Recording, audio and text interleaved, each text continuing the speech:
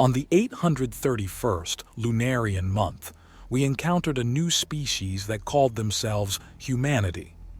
That evening in the house of the mayor, I find myself sitting at a rather large table, 4 seats on each side and 1 on each end. I was at one end, and across from me a lone human or Terran, both interchangeable, sat. Behind me were the militiamen that followed us. The mayor insisted that we take some for our own protection just in case. The mayor, Melil as we call him, had appointed me as representative rather than himself. Now he's gonna owe me more than 1 barrel, I thought to myself. Above us was the second story. There was no ceiling that separated the second and first floor in the room. So curious people watched from the second floor. The mayor was one of such spectators. It had railings to ensure safety, of course. Some had even sat on it. The room was decorated decently, at least much better than my tavern. Plants lined the corners with lights hanging from the second floor ceiling, providing excellent lighting, animal heads above doors and walls. The human looked around, seemingly admiring his surroundings, or at least that was what I thought he was doing. "Decent place," Tixon says, complimenting the surroundings. "I'm glad you like it," I say. "Come to think of it, I never managed to catch your name," he says as he turns his head towards me. "Name, catch? Is it some sort of species?" I ask curiously. "You do not have a concept of a name? How do you address people then?" Tixon asks. "We go by what our Genofather give us. I'm called Egar of the Demo species," I answer. "So your name is Eager," Tixon says, clasping both hands and setting them on the table. "I do not understand this name.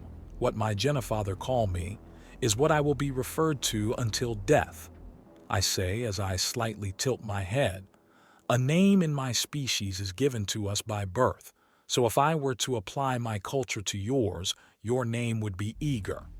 Tixon says, "Forgive me, we had never had a concept of name." I say sheepishly, bowing, "No, there is nothing to forgive. I mean, you do not know anything about us, nor do we know anything about yours. There is bound to be some confusion," Tixon explained. "And also, why do you keep bowing to me as if I'm some sort of nobility?" Tixon added, "You have 2, names, Commander Tixon. Those that have more than one are bound to be of noble lineage." I answered, "Really? No, I am of no noble lineage. Commander is not a name, but a title for a position or a rank." Tixon says, "Then you are of noble lineage. Those that have rank are usually nobles. If you have a title, you must be quite famous. Are you a hero, perhaps?" I ask, "What? No. Okay, look, just treat me like one of your people. How about that?" Tixon says, I understand, though I do have one question. If Commander is not a name, then may I ask for your name?" I ask, "Oh yes, of course, my name is Tixon Quentin Greaves, Commander of the 3rd Terran Army." Tixon answers. All the spectators gasped in shock. It confused and surprised Tixon. I stood from my stool and bent to my knees, lowering my head and placing one arm behind me and the other floating above my head, palm open towards the ceiling. So did the spectators. The confused Tixon rose up. "What are you doing? Have I said something bad?" He asks, "Forgive this one, your lordship. I should have asked for your name earlier. I had no idea we were talking to royalty." I says, voice cracking under pressure. "What? Royalty? Don't tell me." "Oh, sorry, but I am not royalty, okay? Now stand up, come on." Tixon says, I slowly lifted my head and began to rise. So did the spectators above us. I sat back down, and so did he. I was now cautious. If I remember, royalty could kill anyone over the slight offense. I saw these many times during my deployment. "Your lord, I says before Tixon cut me off. "Tixon, again, I am no noble. Call me Tixon." He says, "Tixon, you did say you were lost. Do you mind elaborating on the matter?" I ask, "Yes. Well, we were supposed to be on our way to a joint exercise on Dalek 4. First, Second and Seventh Fleets were supposed to meet us there, however. When we began warping, something strange happened. According to the crew, they heard a bell ringing. Some of my officers said they heard it as well. That was before the navigation malfunction. Our navigators did input the right coordinates, and the computer supports it too, but we still lost our way. It was strange to say the least. Tixon explained. Now we are here, wherever here is, he added. I see, I say. I beckon one of the militiamen behind me to get me a known map of the universe. As the militiaman went to find a map, I noticed something strange behind him. The light was off. It was distorted, like a hallucination. It was bending. The distortion moved. I aimed my rifle by the light, and the militiamen followed suit, confused where to aim.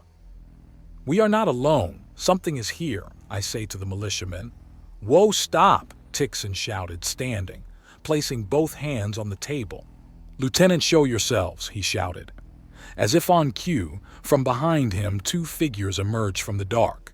They were like him, human, but their clothes were as dark as night, covering their full body, their helmets fully covering their heads and faces. 2 more appeared on either side of me, and last was the one behind me, whom I had spotted prior. This was the answer to the question I was just about to ask, why this human came alone without guards. Turns out he did.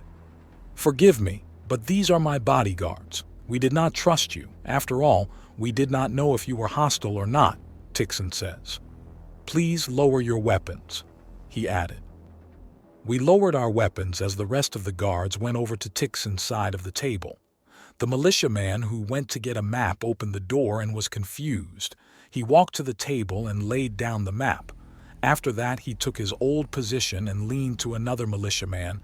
What did I miss? Before we could speak again, a townsfolk came rushing through the door. Theology Fleet sighted. They already sent us a message. They said they'll be here by the minute. He says, Theology Fleet here. What could this possibly mean? Did they notice humanity's arrival? Whatever the case, I needed to hide our guest. The theology does not take kindly to the unknown. Humanity is the unknown in this scenario. Hide your ships as fast as you can. Trust me. Contact your fleet now, I commanded. The human moved his head as if to acknowledge. He put one of his finger by the side of his helmet. All forces engage cloak. I repeat, all forces engage cloak.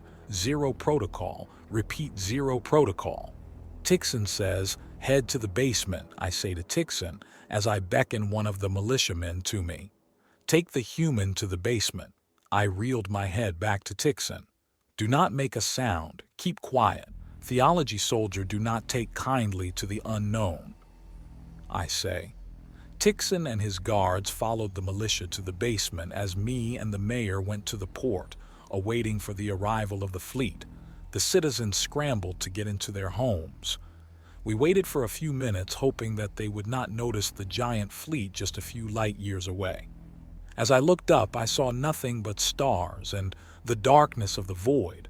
Looks like whatever the commander did worked. The night was almost over. What came out was a priest of the church, typical for the theology. We greeted them in standard courtesy, complimenting the priest in every way possible, giving us nothing but silence all the way to the mayor's house. In the same place as where we talked with the human, the priest sat eating. Across from him was the mayor, the same place I was before. We kept quiet and lowered our heads so as to not disturb the priest. He was of binar species, no eyes but could feel through small electrical discharges he emits, no nose either. They had multiple tentacle appendages both for eating, grabbing, and walking, though most of them use a chair carried by other species. Food would just simply be inserted into its bulbous head and just disintegrate. And of course, as a priest, he has a small staff made of gold with the church's symbol atop a dome-like structure at the tip of the staff. After a while, he stopped eating and revealed his staff to the mayor, which then the mayor stood up, walked towards the priest, then bent the knee before kissing the holy staff. It was the law. The priest began to speak. The gods demand more from his faithful, and as such I was dispatched here to carry the holiness's words to the faithful. The gods demand more, and thus we shall now double the taxes of this planet. The priest says, "What? Doubling the taxes? But your holiness, that would spell doom to this planet. We can barely afford to pay the previous taxes. Please have mercy to your followers." The mayor pleaded, "This is the word of God. You will procure the necessary requirements, or you will face God's wrath. The gods have spoken. We will be back in 6 months. I have delivered God's word. Now prove your faith." The priest says, "The anger in me ran red as the priest walked past me, but they were too powerful, and thus we had no choice in the matter." The mayor, still in disbelief and dread, could not say another word as they left. The human emerged from the basement and met us at the docks, the mayor on his knees, not knowing what to tell the people nor what to do. I looked behind us, and there was the human looking at us. I still could not see the face behind the helmet they were wearing, but I could feel his pity for us. I just hope that we will be able to complete the problems ahead of us.